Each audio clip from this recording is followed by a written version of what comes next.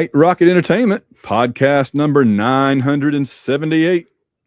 Getting closer every day to the big 1,000. Can't wait. This is the, oh dear, what are we calling it? The American Odyssey. Yes.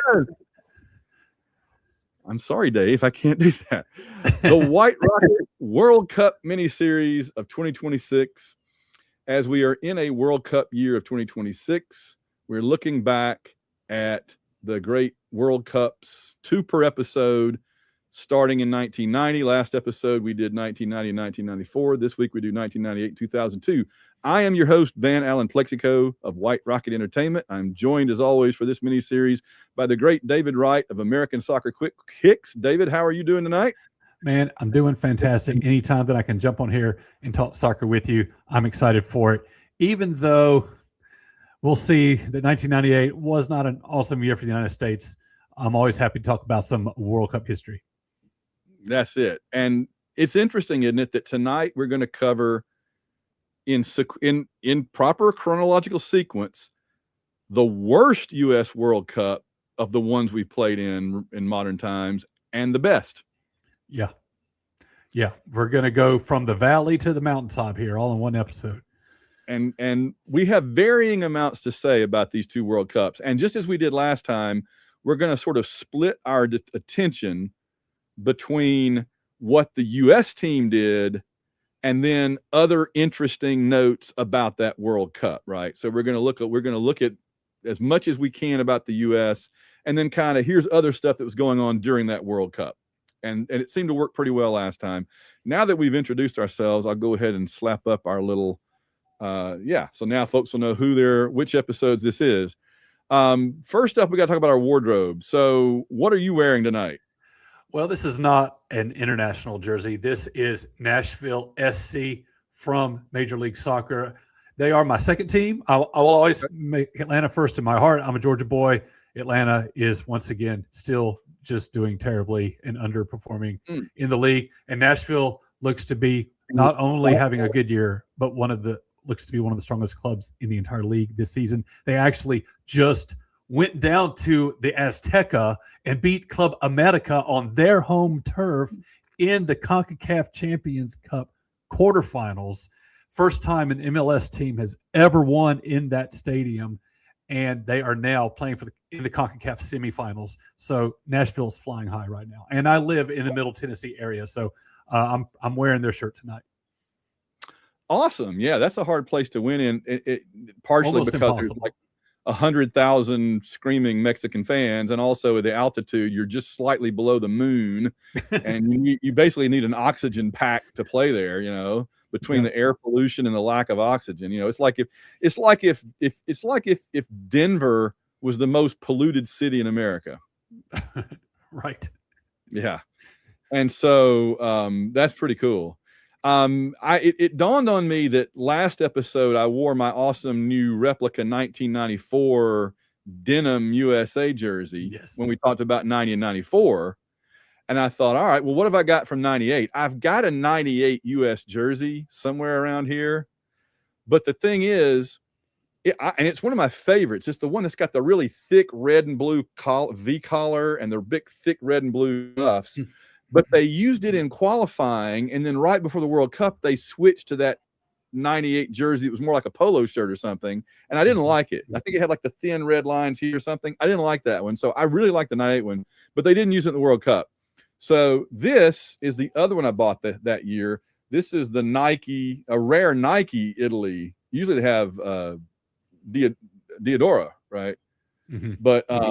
But this is the Nike Italy jersey from 1998, which is way cooler than it looks on the camera. It's got really fine pinstripes that you can't really see. And then it's got that classic Italy team logo that they changed a little bit later into like a shield. But I always thought this one was interesting just because it's so different.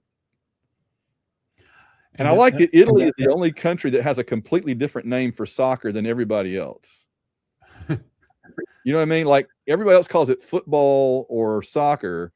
Italy calls it Gioco Calcio or just Calcio. And so it says Federation Italian Gioco Calcio. And that comes from a Roman sport that kind of looked like soccer. Huh. So I think calcio, which is the same as calcium. I don't know.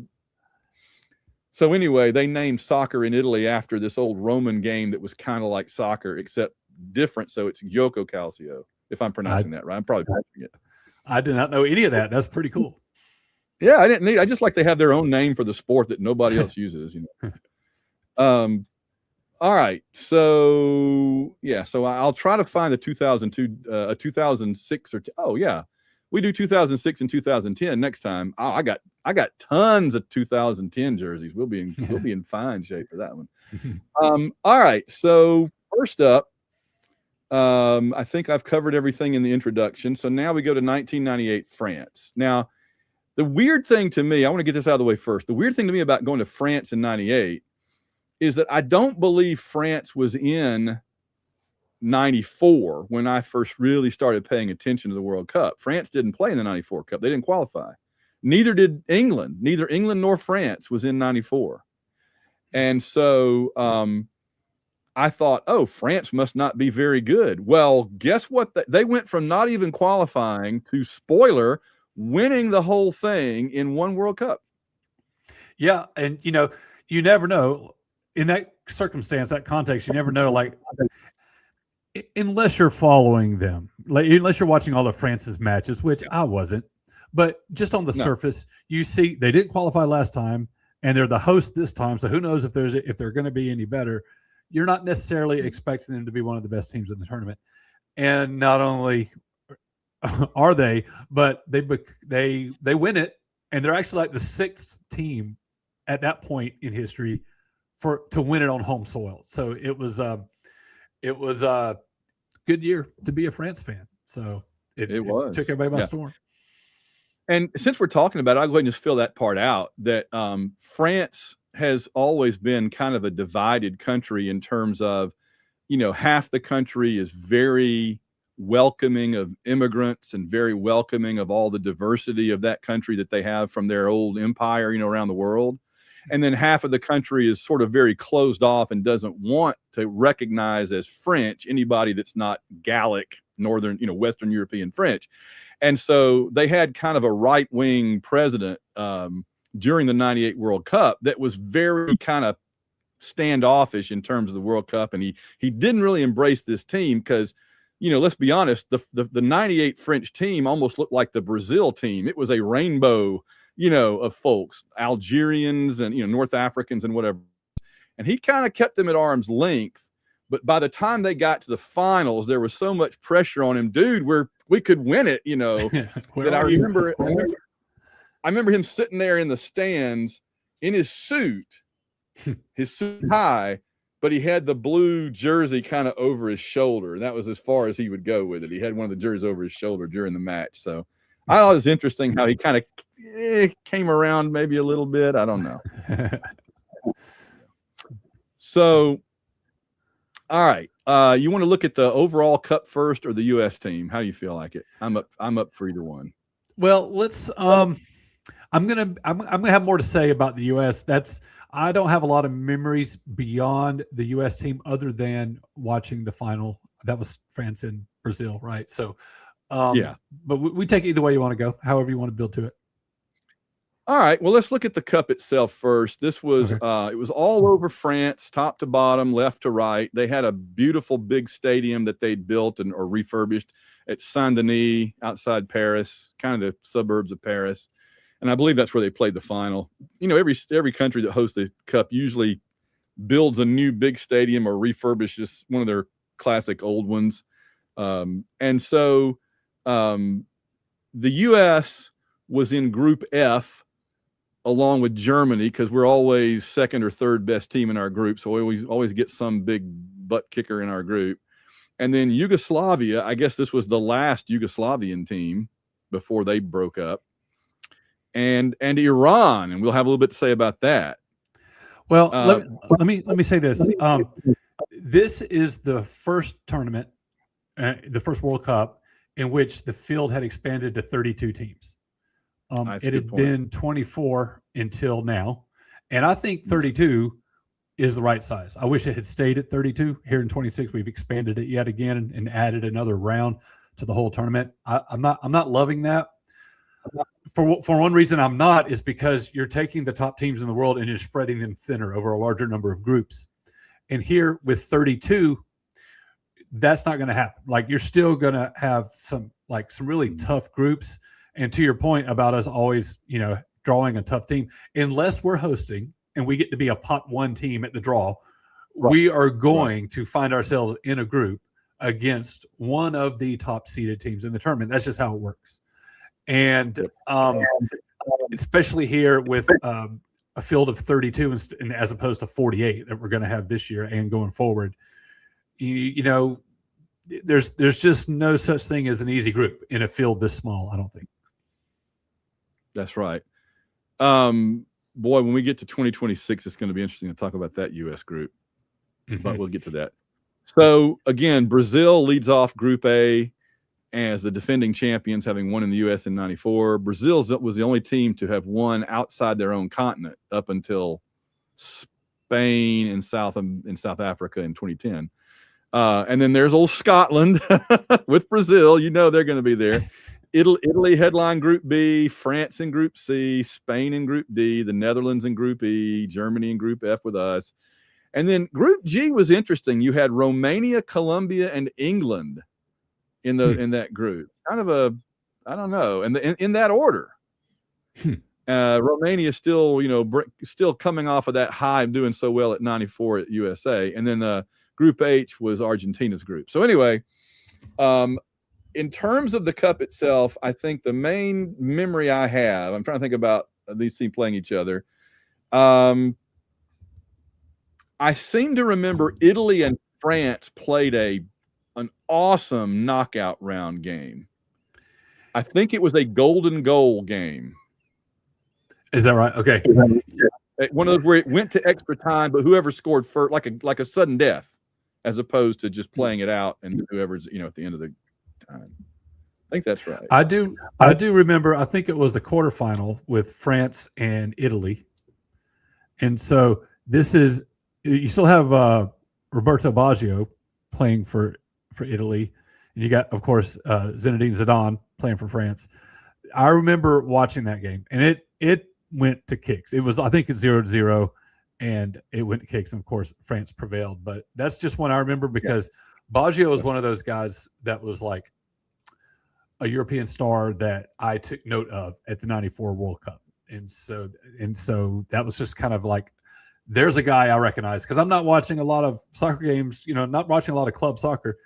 It was hard to do that even if you wanted to, because because of the television landscape in America just wasn't as robust as it is today. You couldn't see international matches of these European teams or watch any European league play back then. And so, you check in at the World Cup and see, and just look for names you recognize. And so I was interested in Italy after '94. So I guess that's why I remember that one. Yeah, you had it right. It was a shootout, 4-3. Okay, just a couple of things of note as I look at the brackets. This was the World Cup that Croatia emerged as a power. Yes. And because they split away from the rest of Yugoslavia. And they actually lost 2-1 to France in the semifinals. Semis, yeah. Out of nowhere. Right. And I think the Netherlands were the other the other semifinalists that lost. So that's a strong semifinal field. Of course, you expect that at the semifinals, and of course Croatia has remained strong. So at the time, though, I mean, it was like, Croatia? Yes. So that was ridiculous, because Croatia's got about the same population as like Colorado or something, and yet somehow they put together this team. Yeah. The other couple of interesting things, I remember Brazil beat Denmark in the quarterfinals 3-2, and I believe that was the match where the U.S. referee called a penalty on Brazil, and the Brazilians all went crazy and said the American didn't know what he was doing. And then like 2 days later, they found a photo of the right angle that you could see the Brazilian pulling the guy's jersey, or So it was Wright, and they'd been just attacking the American as an idiot. An American idiot didn't know what he's talking about in soccer. Why is he a referee? So that worked out good. The other thing of note is this was the Brazil team that was Ronaldo, the Charles Barkley Ronaldo, not the Cristiano Ronaldo, but the big Ronaldo. Yeah, this he was chunky like, Ronaldo. Yeah, he was chunky, and he was like he was like Cam Newton or something out there when he was healthy, but he had some injuries, some issues.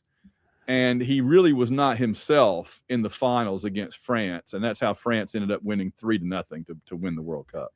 Yeah, and this was my first time noticing Ronaldo. Right. I think Romario and Bebeto are gone, or at least I don't remember him in this tournament. Yeah. And I think that's right. And so now it's like Ronaldo is like, okay. So I'm still learning, right? I'm not able to watch these teams between World Cups. And so I know Brazil's supposed to be good. Who's the next guy up? Now it's this Ronaldo guy. So so I remember watching him play and enjoying watching him play in both 98 and 02. Yeah. I think this was the team where the distributor, the number 9, was Rivaldo. Does that ring a bell? Yeah, that rings a bell. I think it was Rivaldo and Ronaldo out there. Yeah. Huh. And I think he was there for a couple of World Cups. So Croatia actually went on to beat the Netherlands in the 3rd place game to get 3rd place. So good on them. And that's pretty much everything non-U.S. that I can really think of note. Yep, huge for France. I mean, it's if you're neutral, because by the time the U.S. spoiler alert, they don't make it out of the group stage, and so you're just watching as a neutral from that point on. And I'm sorry, I'm distracted by my cat who is threatening to yank down my green screen, so you might see the room I'm in here with it all falling down around me any second now. But you want to see, as you're watching as a neutral, for me, goodness. Yeah. I want to see a team play in front of a home crowd. That's what I'm getting at. If someone's going to win this huge thing, you want to hear the roar of the crowd. You want to hear the cheering. It's part of the experience.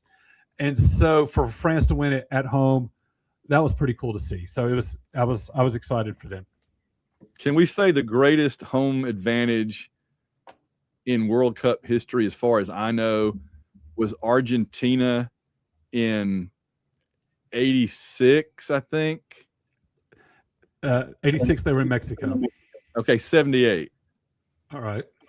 Argentina in 78, when I think they played the Netherlands, and the crowd was just like viciously pro-Argentina. They were throwing confetti and paper down on the field to the point that the field was white instead of green. Oh wow! And I mean, if you had on orange in that stadium, you were like you might not make it out alive. Yeah. So that I've seen highlights of that, and it's like, man, how could anybody have stood up to them that year? We didn't get to because we started in 90, we didn't get to talk about in 86 the hand of God. I love that Maradona in the same game had the hand of God where he just knocked it in with his hand and people hated it. But then he turned around and had one of the greatest individual goals in history just to kind of say, yeah, I kind of cheated on that other one, but you can't really get too hard on me because look what else I can do, right? Yeah, exactly right. I mean, Diego Maradona coming out of that 86 tournament was the biggest name in the world. I learned about him in 1990, and he played a little bit in 94. He was still hanging around the team, didn't make it all the way through the tournament. I think had a little issue. Yeah.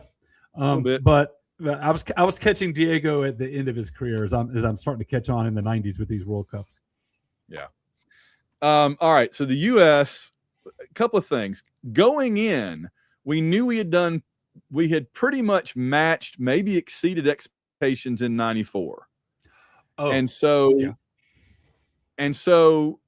we end up with an unexpected new coach or manager, however you want to call it, going into 98, Steve Sampson.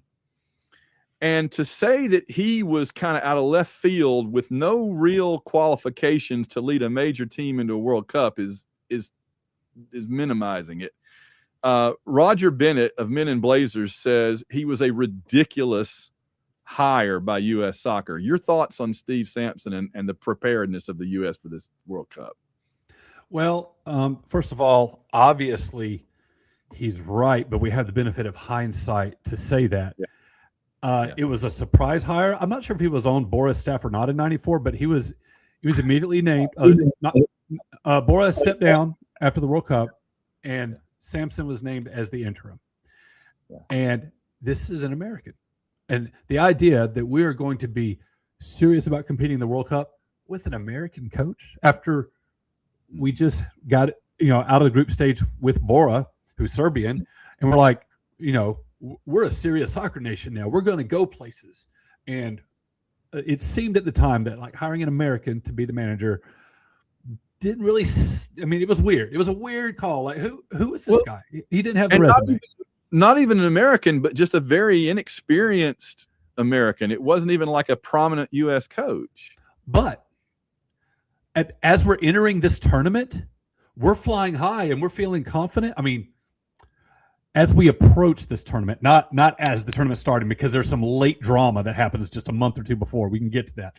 But at the beginning of '98, we are flying high. Keep in mind, not only did we go through qualification, we qualified. Really just our second qualification since 1950. So still, qualifying is still a big deal. Yep. We finish in fourth in 1995 in Copa America, which is South America's version of CONCACAF Champions Cup. It is the continental championship, but because CONMEBOL is so small, they have to invite outsiders in just to fill out a bracket. And the U.S. gets invited into the 95 Copa America, and they go all the way to the semifinals, including beating Argentina. Like this, at that point, our biggest win in our entire history. Yes, Sampson goes down there and leads us to a victory over Argentina, and we make it to the semifinals of the Copa America. That's huge. We're flying high. We're flying through qualification. In early '98, we play Brazil, and we beat Brazil. We beat Brazil 1-0. We have no reason to doubt Steve Sampson right now. Yeah. And in, I believe it was '96. Okay, so toward the I forget when Sampson took over as the U.S. coach, but it must have been. He started as an interim in late '94, and then at some point in '95, I think it was after Copa America, he was named the permanent coach. And in '96, and you can see why after what you just said. Yeah, I mean, I get it now. Yeah, like he's proved the guys who hired him. He's proven them right. Like. He seems like he's a good fit for this team, and he goes in. And John Harkes is our star, and at this point now has experience playing in the English Premier League. No other American can say that at this point in time. And he's our midfield playmaker. He's our engine in the middle, our star player. Sampson not only names him captain, but names him captain for life. And as we're rolling into '98, things are looking. I mean, we're confident. Things are looking good. As it turns out, the wheels would come flying off fairly quickly. Yes. So, was this the David Régis Cup?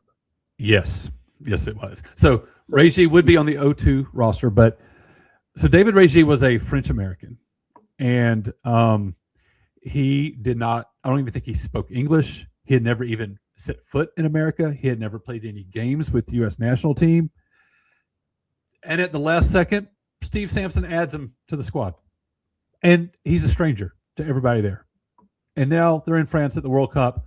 Veterans from '94 like Alexi Lalas and Marcelo Balboa are sitting on the bench, and David Régis, who nobody knows, is out there on the field. They had to get him American citizenship in like 5 minutes. And I remember reading this article where they said that to get his citizenship, he had to pass an English language test. And they basically gave him C-spot run kind of thing. And he said C-spot run. And they said, read this. And it said, I am now a U.S. citizen. And they're like, sold. And they did it. Wow. So, Wow. Yeah, that was it. So there were multiple factors that tore the team apart. Oh, with the Thomas Dooley too, right? The German American. What about him? As I remember, he was still good in 94, but by 98, he was too slow to keep track of guys like Jurgen Klinsmann, who just ran circles around him. Yeah, and he was on the field. He was playing against. He started against Germany, so yeah, I'm sure that all got exposed fairly quickly. The Reggie thing was major in terms of disruption on the squad and a lack of unity on the squad, but it was not the only factor either. Right. So the team ends up staying at a chateau by themselves out middle of nowhere, miles and miles away from Paris or anywhere else. So they were sitting around bored all the time. Samson didn't want them running around doing anything. So they were just sitting around there playing video games or just drinking or whatever. Probably not in hindsight, again, not a great idea. And then infamously at the very last minute, Samson came up with this whole different strategic tactical approach and had them change everything they did that had been working for them to that. Now, you know better than me, but let me tell you what I understand, and you correct me how I'm wrong. My understanding. Van, do you mind if I interrupt you? Before we go into these tactics, I feel like just chronologically, there's another major aspect we need to cover that happened before they arrived in France. Okay. And I'm sorry, I thought you were going to bring it up, so I was leaving it open. But I think we need to cover this before we get into what you're about to get into, which is going to be an excellent point. That captain for life, John Harkes, out of nowhere in April of '98, not only is he stripped of his captain's band, he's kicked off the team. And we were all completely blindsided. This guy is our talisman. He's our star player. He's our playmaker in the middle. He's our English Premier League dude.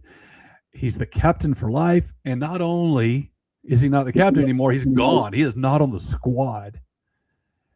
And that threw everybody for a loop. I think at that point, Samson lost confidence in the team.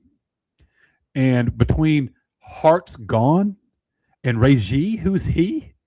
And then you're about to get into these last minute, just ridiculous tactical changes. And it's just, he lost the team, and there was going to be no hope for our squad in this tournament. 4 years, Samson looked like the biggest idiot. It was such a mystery. Why did he get rid of Harkes? Well, that's what I was about to ask you, is do we know? I can't remember why. Yes. So at the time, Samson said that this was building up for weeks and months of insubordination and breaking team rules, breaking team curfews, and all these kind of things. Just a lot of disruption and flagrantly breaking team rules. Then in 2010, it came out that Harkes had allegedly had an affair with Eric Winalda's wife. Oh. And that is what got him kicked off the team. And for Samson to do that and to sacrifice his reputation and his image and taking the hit on PR and keeping his mouth shut, to me, he got a lot of my respect at that point for taking that road. Sure. On the surface, when you look at personalities, Harkes seems like a more likable person than Winalda.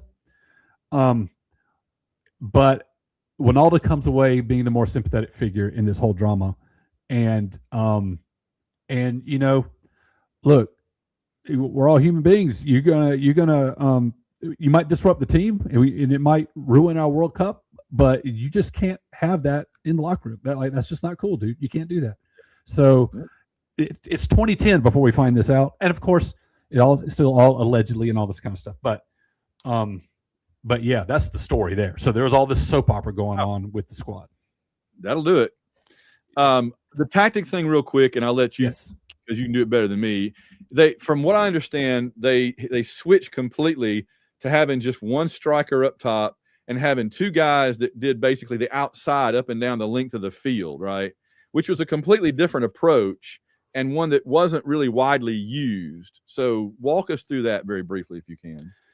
Okay, yeah. So what you're talking about there is the wingback system, which you see a lot today with a three-back formation where you have five across the midfield, but those outside people get the entire corridor on those wide spaces. They're expected to drop back and make a five-man line on defense, and then they're also providing width and numbers in the attack. And those wingbacks, they are just up and down the field the whole night. So you got to have good defensive skills and winger skills, and be able to run all night. So, and that's fairly common in today's game. It wasn't as common in '98, but our changes were even more drastic than that because Sampson, and then we have not played this formation. We have not drilled it. And we're here we are going against Germany in the World Cup. And he rolls out, listen to this, a 3-6-1. Yeah. A 3-6-1. Nobody ever plays a 3-6-1. And there were only you had I think it was Eddie Pope and David Regi as the only two center backs, with Thomas Dooley in the middle playing a sweeper position. A sweeper is not a word you hear anymore in today's game. And like you said, Dooley had already lost a step at this point. Maybe we find that out in this game. On the bench, Alexi Lalas and Marcelo Balboa, two of my favorite defenders of all time. Yes. And we got Regi out here. We put 6 in the midfield, and that isolates Eric Ronaldo up top by himself, and he gets no support, and he gets no service, and he's basically out of the game. Sampson said the idea was to be able to dominate the midfield and control possession and all that kind of stuff, but Germany just ran around this all night. It was a terrible change, especially considering that they hadn't trained for it. And you know, Harks is gone. Ramos sitting on the bench. You've got names like Chad Deering and Brian Mazanoff that are up and comers. I want to say this needs to be said. We should have said this earlier. This is the first World Cup since Major League Soccer began play. And so the idea was that having a league like Major League Soccer was going to help our program, help our national team. Why wouldn't it? We've never really had it before. Now we do. Now all of these Americans are going to start getting more and more minutes under their belt. This is going to be great. And Brian McBride, who was on this squad, had made history as the first Major League Soccer player to get capped with the United States. And so we've got a mix of MLS team players on this squad, and that's including people like Deering and Mazanoff, who are now seeing time against Germany. When you got some bigger names, granted, 4 years older, but bigger names either on the bench or dismissed entirely from the team. So between the personnel choices and the formation and the tactics, this was a disaster of mind-blowing scope. Like it's just hard to wrap your brain around it. I actually saw that I had the dates of the Iran and Yugoslavia games backwards, which as soon as I looked at it, I knew it because I remembered Yugoslavia was last. So here's how they played out.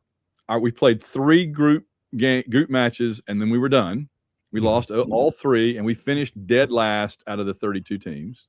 Yep. So if this is the first World Cup that had 32 teams, we finished lower than any team had ever finished in a World Cup.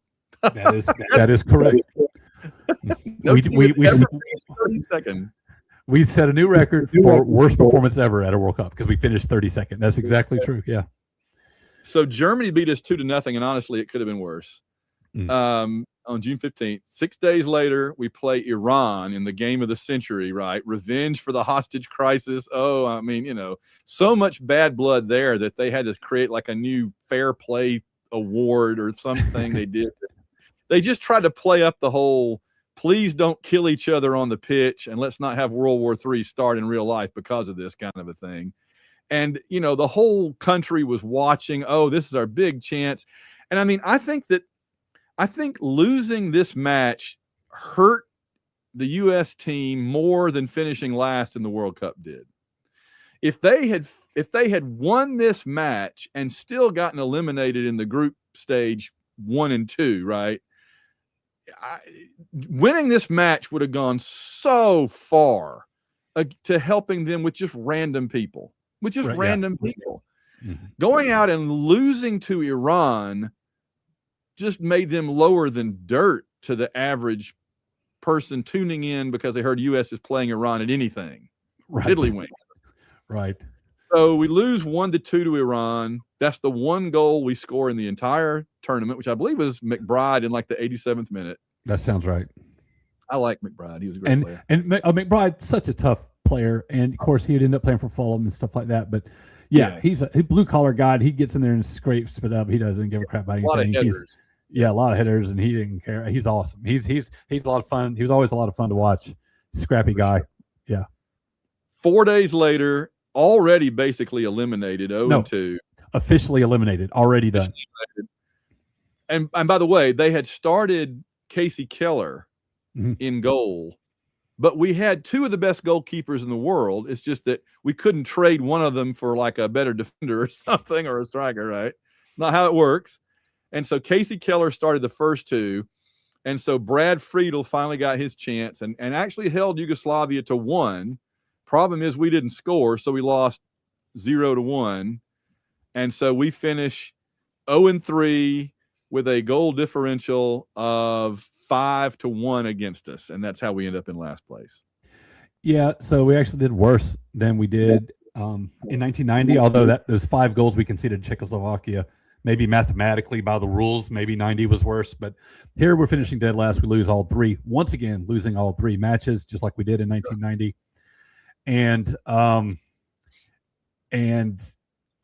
it's brutal because we had a lot of confidence up until just before the tournament started. You know, we're feeling good about Major League Soccer. We beat Argentina in 95. We beat Brazil in 98.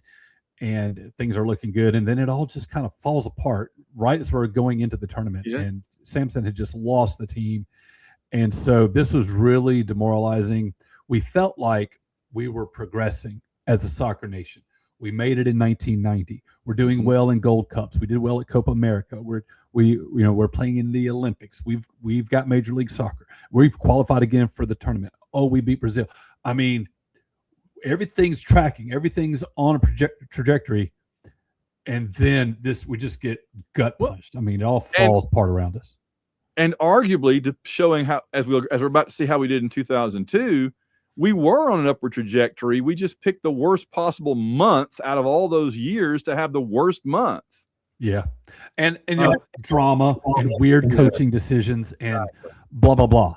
It's not, I mean, in different hands, we would have done better. Yeah. So 3 World Cups into our modern run, we have now won out of 3 World Cups. We have now won 1 match. Well, Colombia.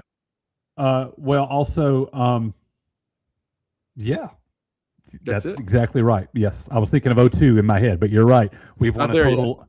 We've won a total. We've drawn some, but we've won 1 match in 3 World Cups. We drew Switzerland and we beat Colombia, and that's it. Yep. So the other thing I wanted to mention real quick, if you want to know all of the inside dirt on the 1998 World Cup, which is a fascinating story, and David and I have just scratched the surface here. Roger Bennett of Men in Blazers did this amazing multi-part miniseries a few years ago called American Fiasco. And I like it's got like a little soccer player like from one of those vibrating football games, and he's lying on his side being crushed by the ball. That's the visual, which is perfect. And he's so good. I've now listened to both of his books on audio, and they're both so much fun. Fantastic series. 100 times more entertaining than the tournament was if you're an American fan. And it doesn't matter that we did terrible and lost everything and came in last, because it is still a fascinating story, and he does an incredible job producing it and presenting it. I wish he would do the same for all of our World Cups, because it's really really well done. Well, if his new book is called We Are the World Cup, and he goes through all the ones we're talking about. And so if you want to kind of hear it like it's a podcast, just pick up the Audible or the audio book of We Are the World Cup by Roger Bennett. And it's not like as long as what he did on 98, but he does every year. and talks about kind of the cool things from each year. So, which is kind of what we're doing. So, All right. all right. So let's get to our other year now, 2002, and a much brighter, happier topic, thankfully. So this World Cup, and let me switch over my little graphic here to bring up this one. But this is kind of cool. Let me set the stage. Countries bid to host the World Cup just like they bid to host the Olympics. And it had never been played in Asia or Africa at this point. Only in Europe, South America, and now one time in North America, in the United States. And so, unless you count Mexico. And so they thought this is going to be the Asian World Cup, but Japan and South Korea both wanted to get it. And FIFA couldn't really decide between the two of them. The word was that, like, it was such an honor thing that whichever one lost would, like, commit suicide or the whole country. Crazy. So they gave it to both, which in some ways was worse because they don't like each other that much, my understanding, okay? And they're having to work together and split it. So both Japan and South Korea went to great lengths to have as competitive of a team as possible so they wouldn't be embarrassed. I believe they both made it to the second round, and in fact, South Korea made it to the semifinals. Yeah, that's fantastic. That's awesome. Yeah, the Red Devils. And this is, am I right here? The first time it's been held in Asia, right? Yeah. So now they're spreading the love around a little bit. They're trying to get to other parts of the world, and right. You know, maybe it's a population size thing. Also, maybe I don't know if one could have hosted the entire thing anyway. Maybe it needed to be shared. I don't know about that, but hey, yeah. I'll just say this: Qatar. Well, I mean, is there room in Japan though to have enough stadiums? I don't know. There's a room in Qatar for more than one. Apparently, there was. That's the one. I'm just never. If they can never say a country is too small again. If a country the size of like half of Rhode Island can host the World Cup, then anybody can. So yeah. Yep. Well, all right. So 2002, Japan, South Korea, and the question was, countries tend to win it in their home continent, but I don't think anybody thought Japan or Korea was going to win it, or any other Asian country. There really aren't that many Asian countries that are really good at soccer, honestly. And so the question was, what European or South American country would break through and finally win it on somewhere other than their own soil? And so that's what we were going to find out. And of course, in hindsight, it was obvious that it was either going to be probably Brazil or Germany. You know, they're the two that kind of step up, and you know, they're sort of the Lakers and the Celtics of that, right. of that era. So right. So, all right, our personal stories. I was going to say we didn't talk about personal stories in '98. The only personal story I had from '98 was I was in graduate school at Emory, and I was working that summer at Radio Shack in Atlanta, and there was a kid that was working with me, young kid, 17 or 18, that was from what was the country that did so well in '90 and almost beat England or whatever? Cameroon? Yeah, he was from Cameroon, and he was so excited about Cameroon. So he and I had a great time. We watched it together on the Radio Shack TVs when we didn't have any customers, you know, and he was all excited about Cameroon. Oh, yes, man, we watched Cameroon, you know. And I'm like, oh, USA. It was so much fun. And then, but that was pretty much my World Cup experience in '98, was just watching it at Radio Shack every day. So I didn't have a very big '98 World Cup personally. Well, summer of '98, I was in Auburn a lot, actually. I had moved back to Columbus, and I was a producer for a cable advertising outfit there, and we had a lot of clients in Auburn, and I was the guy who got all the Auburn clients. And so I was back and forth to Auburn a lot that summer. And I had a girlfriend in Birmingham that wanted me up there a lot. And so it was kind of like, I want to stay home and watch the game. I'll be glad to watch the game up there, but I don't want to miss a game doing all the driving. And so it created some problems there with all the soccer I wanted to be watching. But I would soon move to Birmingham. Go ahead. Well, I was gonna say the funny thing about that is, in previous years, the problem would be finding it on television. Now all of a sudden, it's available on television, and you couldn't watch it. That's pretty funny. Yeah, but honestly, once the U.S. was eliminated, it was tough for me to. I mean, I watched the semis and the final, and that's all I really remember after that. But I would soon move to Birmingham. By the fall of '98, I'm living there, and that's around the time you and I met. And I remember, I don't know if you're remembering this, but jumping ahead now to personal memories of 2002, I drove over to Atlanta and we watched a few games together. I remember watching, it must have been a group stage game with Brazil at your place. And then I remember going to some European soccer bar in Atlanta. You took me to some scary place with a bunch of Germans and beer. And I was like, what am I watching right now? But it was cool because you got a little taste of Europe right there. You got a little European experience watching World Cup. So that was pretty awesome.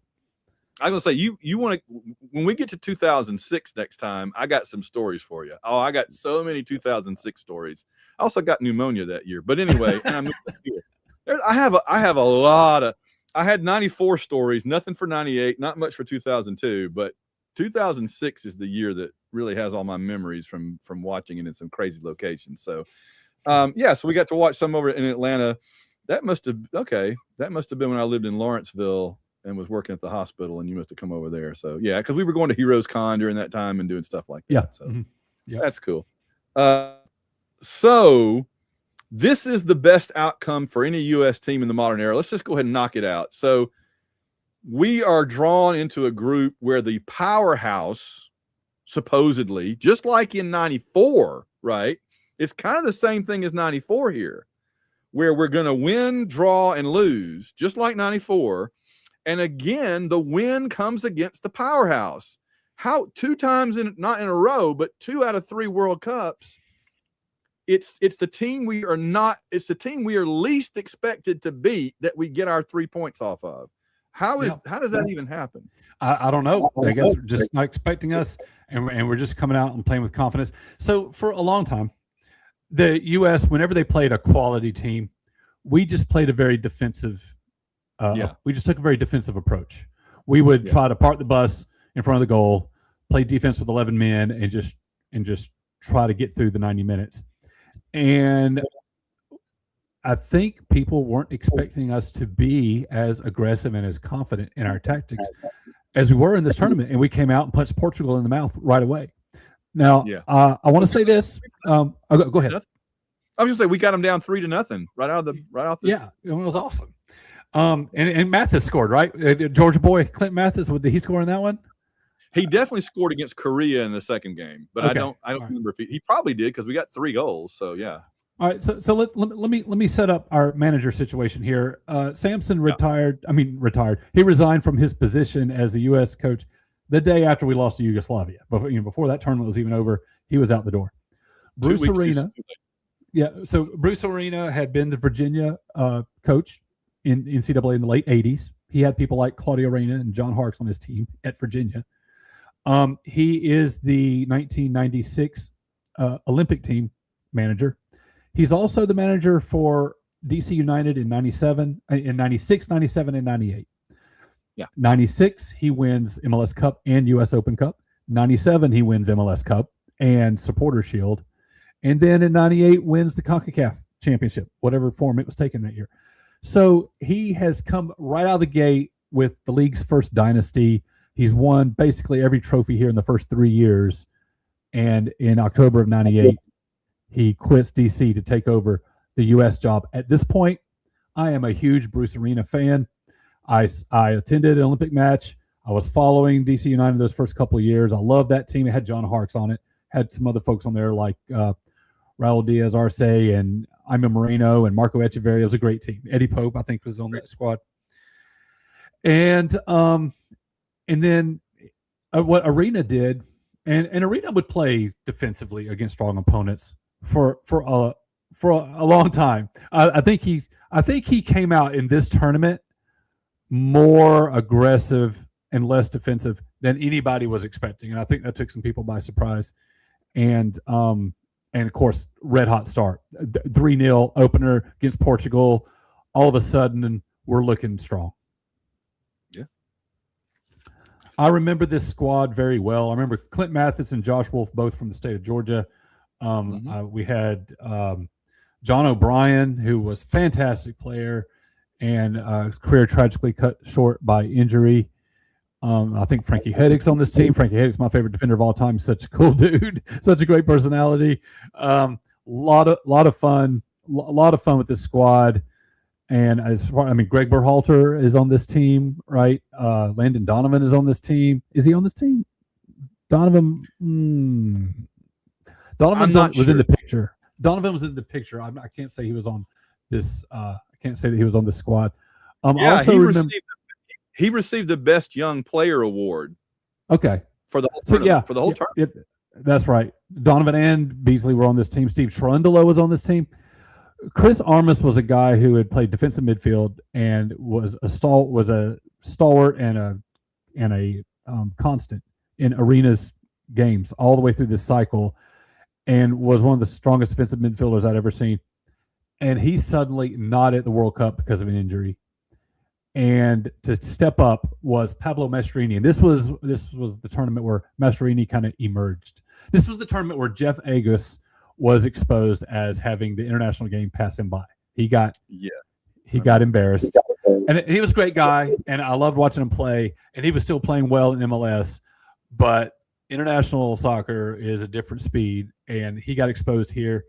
So I was kind of bad for him. It was good for Pablo Mastroeni because he had actually stepped up and took Armas' spot at defensive midfield and had a fantastic tournament. So Eddie Lewis, oh man, Eddie Lewis, left-sided winger. We've got a guy with a left foot who can send in quality crosses from the left. Claudio Reyna's on this team. This was a fun team. This is our benchmark. This is our standard. All of our World Cup squads, even to this day, have to be measured against this 2002 squad because of what they were able to accomplish. That's right. So they run through what they did real quick, and then we'll look at the overall cup. They beat Portugal 3-2. They went up 3-0, and then just kind of held on. That's right. I said 3-0, but you're right. And this is this was considered the golden generation for Portugal at that time. This is before Cristiano Ronaldo, but this was the team they thought up to that point that they thought was their big chance. Just like Colombia in '94, they thought it was their big chance. Exactly. We tie South Korea. This was the one where I think Clint Mathis had this long run for a goal, and then Korea got one back late to tie us, which it should have been a win. We should have scored another goal and iced that one. It was too bad that we let them tie it, because South Korea goes on to the semifinals after drawing with us. Not too bad. And then for whatever reason, we always get an Eastern European country in the third game, and we always get killed. We lost to Romania in the third game in '94. We lost to Yugoslavia in the third game in '98, and we lose 3-1 to Poland in a demoralizing third game here. If you go back to '90, I know we lost to Czechoslovakia badly. I don't think it was the third game, but there's another East. We just don't do well against the former communist bloc for some reason. I don't know. Yeah. But we get through with a record of 1-1-1, which is our favorite getting through record for some reason. Yeah. Still hadn't won 2 in a World Cup yet. And we get our old pal Mexico in round 2. What about that? Man, that's our best game in our history. That's still my favorite game in our best history. Such a great day. Dos Cero. Yeah, spoiler alert, we win Dos Cero 2-0 against our arch rival. In retrospect, I think, we look at the fact, spoiler alert, we reached the quarterfinals, right? We beat Mexico here 2-0 and we reached the quarterfinals. Probably a good break for us that we drew a CONCACAF opponent in the round of 16. You get to the knockout stages, you're commonly going to face somebody strong from Europe or South America. I don't know if we get past them. We draw not only a CONCACAF team, but our arch rivals. And I just want to talk about this because Bruce Arena had such a flex on this day. We had always played a 4-4-2, 4-4-2, 4-4-2, 4-4-2. And that was locked in. You play it every time. Mexico was very familiar with us. They knew to expect that 4-4-2, and they knew to expect defensive tactics because at this point they had still been dominating our history. You know, our all of our matches whenever we would play each other, and they were set to have to break down our 4-4-2 defensive bunker. We did not do that. We did not give them that. We came out with surprise tactics. We actually switched to a 3-5-2, which is 3 in the back instead of 4 in the back. You might think is a less defensive formation. It's actually not. You're actually getting plenty of defensive coverage in that formation because, like I was mentioning earlier, those 2 outside midfielders, they're going to drop back and give you a 5-man line when you need it. And when you're forward in possession, you're still holding 3 people back, 3 center backs, you know, deep instead of just 2. So you're actually getting plenty of defensive coverage, but you're also you got numbers and width in the attack. And the other wrinkle here is they moved Claudio Reyna to the outside. He had been our number 10 guy in the middle. We moved him to the outside where he had room to operate, and Mexico was not prepared for that. So between our change in formation and putting Reyna on the outside, and I think Josh Wolf scores very, very quickly near the beginning of the match, we had them on the ropes. And it was early in the game. I mean, I think around the 18th or 20th minute that Mexico had to make a substitution, a tactical substitution in the first half, which is as an embarrassment. That's a big throwing in the towel moment of like, well, this coach kicked my butt today. I got to see what kind of change I can come up with here fast. And it didn't work out for him. We ended up getting another goal. We win this game 2-0. It was a great day for U.S. soccer. Fantastic. Let me tell you, because I just looked this up just to see. Here is why we ended up with Mexico. Because I kept thinking, when I first thought about we played Mexico, I thought, well, Mexico couldn't have won their group. So maybe we won our group and Mexico was second place. But no, guess what? We were second in our group. Mexico won their group. You know who else was in Mexico's group that they finished ahead of? You're not going to believe this. Who? Italy and Croatia. Mexico won the group with Italy, Croatia, and Ecuador. Italy had 7 points. I mean, Mexico had 7. Italy had 4. Croatia had 3. But here's the key. Here is how we got to the second round to the quarterfinals, and here is how Mexico won the group, because Italy lost to Croatia 2-1 in the only game Croatia won in this World Cup. If Italy had beaten Croatia, they would have probably won the group, and we would have played Italy instead of Mexico. So thank you, Croatia. Thank you to Croatia.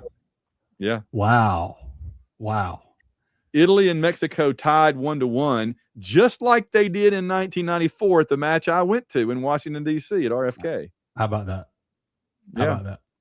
So by Mexico tying Italy and then Italy losing to Croatia, Mexico won the group.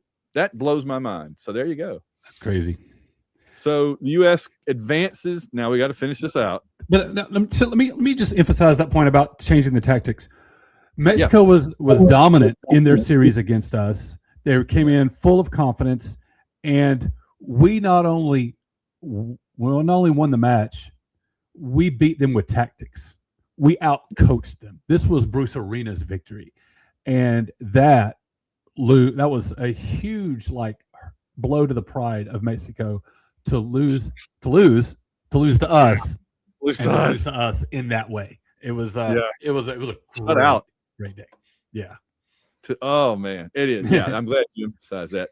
So we go on to the quarterfinals, which is amazing to say. Yes, final 8. The U.S. is in the final 8 of the whole world. We're playing for the semis. The cup after getting 32nd, we're getting in the final 8. Yes. And now here comes what always happens. We get one of the big boys, and we get Germany. But this is a beatable Germany team. This is a Germany team. Germany had won their group. They had beaten Paraguay 1-0. They would beat us 1-0, and they beat South Korea 1-0 before losing in the finals to Brazil. So this is a Germany team that gets to the finals, but barely. They are scraping out 1-0 wins every round, and we take them to the limit. Yeah, and so you named a lot of clean sheets there, right? A lot of shutouts. Yes. That's Oliver Kahn. That is the great goalkeeper, Oliver Kahn. This is his World Cup. This is his moment. Yeah. Van, I'm pretty sure I saw this with you at your place in Atlanta. I think I came over for the quarterfinals, and we watched this match. And I'll tell you, this match, it still burns me up so badly. And I think if this, spoiler alert, if this match had been played in the era of VAR with instant replay, I think the U.S. is in the semifinals. Yeah, and this is a U.S. team that could have made the semifinals. Yes, absolutely. If South Korea could make the semifinals, we could have. Mm-hmm. South Korea got to the semifinals by scoring a golden goal against Italy and then winning a shootout against Spain. So they didn't win either one in regulation. They had to grind out an extra time win in both of those wins before falling to Germany 1-0 in the semis. But this was a U.S. team that absolutely could have gotten to the semifinals. Now, in the semifinals, and oh my gosh, if they'd gotten to the semifinals, they would have gotten South Korea again, a team that we tied 1-1 and could have easily beaten. Could have been, yes. Like we would have gone in knowing they're beatable, dude. And in the finals against Brazil, dude, we could have been in the final. That's realistic. That's seriously realistic. Because it is realistic. Not only were we competitive against Germany, we did not get played off the pitch. We did not get embarrassed. We lost the game 1-0. But I want to jump right into it. All right, go ahead. You want me to? No. You're going to do it. I'm teeing you up. Tell the folks that don't know about the greatest robbery in American soccer history. American defender and future U.S. national team coach Greg Berhalter takes a shot on goal, and it looks like it's headed in for a goal, and it gets blocked, but not by Oliver Kahn. Not by Oliver Kahn. By what's his name? Frings, whatever, a German defensive field player. Toastin Frings, which sounds like a famous German breakfast cereal. Right. Sounds like Toastin Frings sounds with like milk and sugar. Sounds like some Danish. But he used his hand. A defender used his hand in the box and stopped Berhalter's shot from going in. The referee did not call it. He just would not call it. And the replay is conclusive. This is not there's nothing to debate. It is clearly a handball. And if the referee has the guts to call that, we're at least going to kicks. Yeah. And in an era of instant replay, it's the kick is given. This is what you would have seen. Yeah. Exactly. And for those listening on the podcast, I did the little VAR symbol and then pointed at the spot. Which our screen is somewhere behind either me or you there. So basically, Germany cheated, and the referee let them get away with it. And absolutely, the U.S. was robbed of a World Cup quarterfinal goal against Germany. And that just in the strength of that team, and now to learn that the way the brackets worked out, we could have played a beatable team in the semis. Are you kidding me? We could have been in the final, dude. We could have. I will forever be fond of this 2002 World Cup and of this squad. I love the 02 players and I love the 94 players, but this result is going to bother me till the day I die. Yeah. Oh, it was so unfair. And like you said, in today's game, they'd have absolutely called it. You can go back and watch on YouTube, I'm sure, the replay of this game and just see. And like you said, I mean, it doesn't guarantee we would have won, but it wouldn't have cost us we wouldn't have lost on that like we ended up losing on it, right? We'd have still had a fair 50-50 shot after that. And again, this is not a Germany team that scored very much. Right.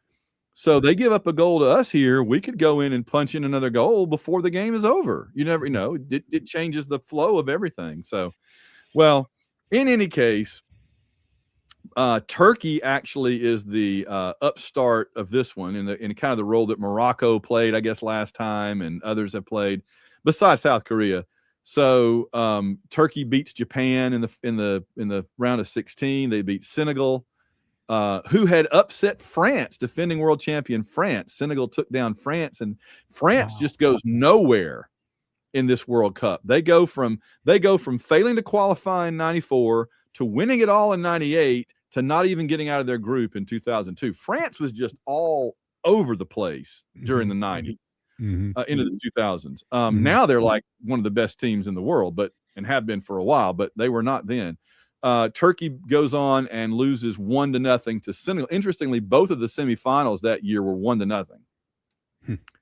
Germany 1-0 over South Korea, Brazil 1-0 over Turkey, and then Brazil finally solves Oliver Kahn, and Brazil wins 2-0. If I remember correctly, Charles Barkley Ronaldo had a much better final than he did in 98 against France. I think he scored at least one of the two goals here, just ran over the German defenders. And, because finally the Germans were going up against a team that had at least one offensive player as big and strong as they are. That's what the Germans always do, for folks that don't know.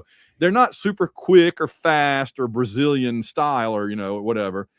But they just have these big, strong guys that are fearless and just impose their will on you, and Ronaldo wasn't going to let them do that. He punched it in on them and then held Germany from scoring. That was that. So Brazil is the first team to win outside of their own continent ever. Yeah, and just kind of reaffirm their position as one of the best countries, one of the best soccer nations in the world. Always going to be a contender at the World Cup. Always expectations are high for Brazil, and congratulations to them. And I was happy to see it. I mean, I like the idea of Brazil like playing the fancy, attractive, stylish soccer, and so if they can do all that and deliver, I mean, I'm happy. I mean, I'm one of those that's entertained. I think South Korea's run to the semis here is also one of the major stories of the tournament because no one expected them to do that, and they're the host nation, and it's like they're the Cinderella story, and how far are they going to go? So, Korea team fighting. I remember their signs. It's like, I'm not sure it makes grammatical sense. But Korea team fighting. So Brazil had won 2 of the last 3 World Cups, and this is their number 4 and number 5, which kind of put them ahead of everybody else for a while. Germany has now gotten 5, maybe. They're up. They're either 4 or 5. Italy's got 4.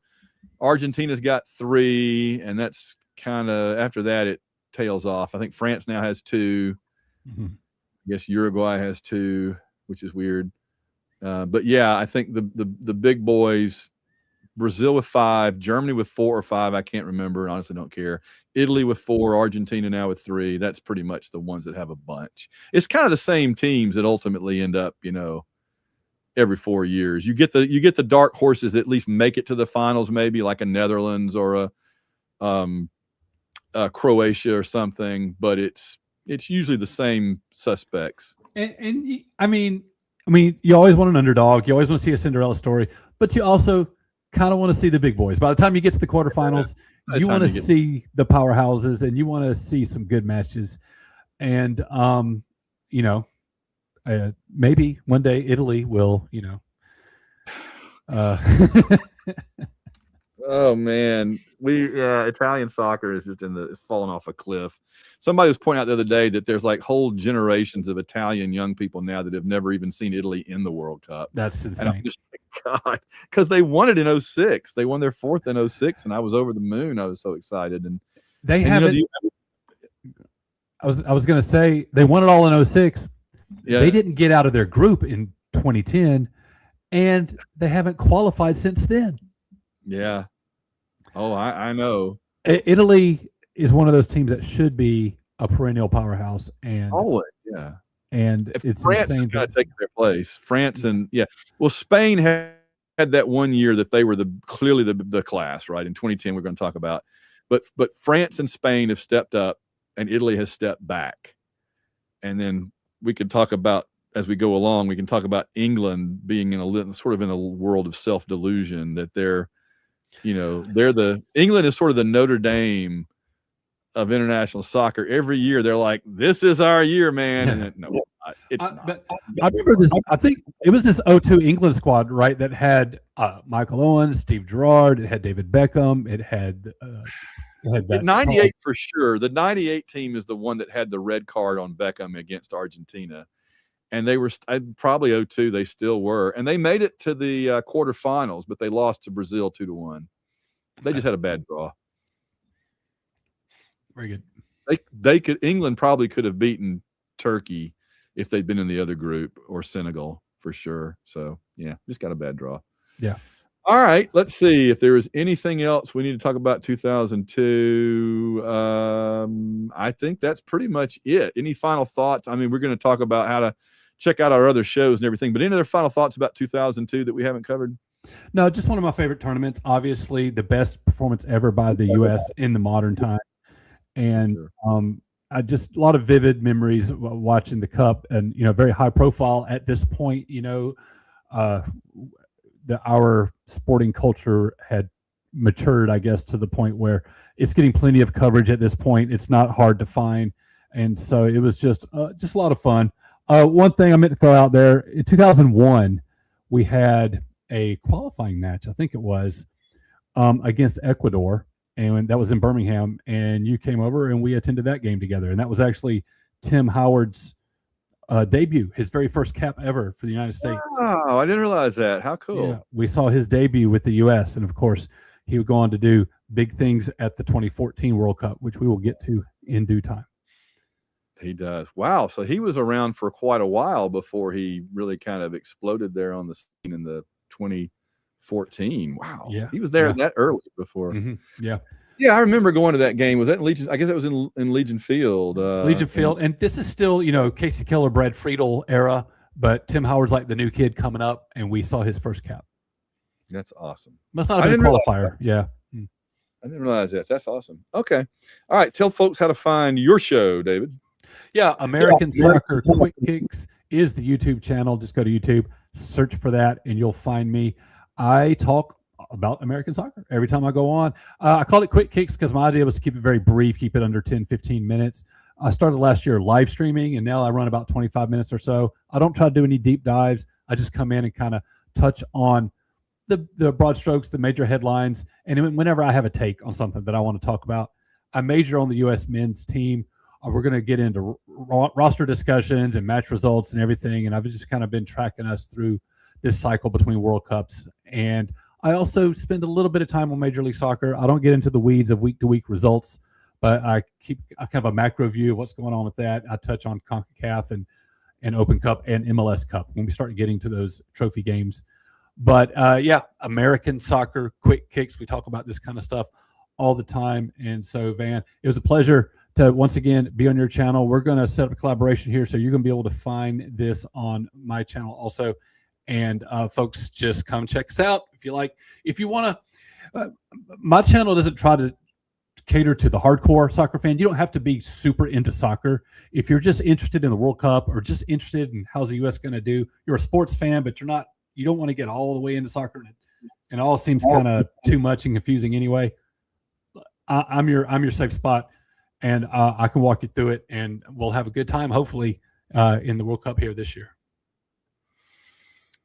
So, and I host the White Rocket podcast on this network and the White Rocket Babylon 5 and Sci-Fi Review podcast, where we're currently reviewing, we've just finished Babylon 5. We're reviewing other TV shows, Stargate Universe currently. We're about to start Battlestar Galactica, Space 1999 we're currently doing.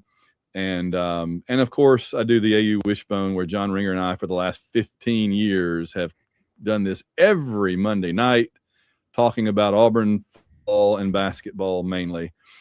All right. So next time, David, we will be talking about the 2006 World Cup, otherwise known as Van Gets Pneumonia. And it's interesting. There's highs and lows to that year. And then we'll look at 2010, which has some very interesting stuff that happens in it. That was held in South Africa. That would be the famous the vuvuzelas. I'll see if I can get us a vuvuzela soundtrack to just play completely through the entire segment when we talk about 2010. I would background. I would almost rather go to a Mississippi State home game than to hear all those.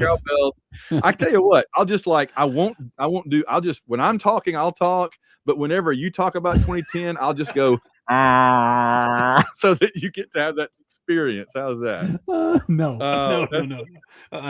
no, don't do that. All right, and I've got a bunch of 2010 jerseys that I'll roll one of those out for next time. So I think I got the Spain jersey from that year, which is awesome when they beat the Netherlands for the final. So, all right, David, we will catch up again on our next episode, and otherwise, we will see you guys down the road. All right, see you.